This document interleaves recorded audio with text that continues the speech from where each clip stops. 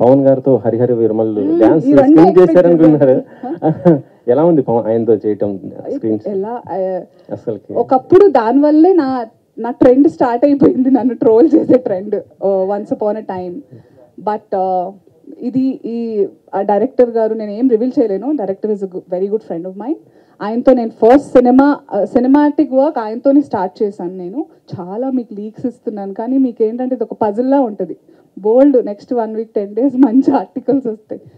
So is a friend and తను అడగడం జరిగింది. ఆ తర్వాత నేను అనుకున్నాను కూడా, నేను పాటలు నాకు నటన నీ సొత్తుగా నీ వల్ల కాదు అని ఎవరన్నా అంటే తప్ప నేను పాటలు చేయడానికి ఇష్టపడను. బేసిక్గా ఏ సినిమాలోనే ఎవరైనా పాట అడిగితే క్యారెక్టర్ లేదా అని అడుగుతాను అనమాట. నాకు యాక్టింగ్ అంటే అంత నచ్చేసింది.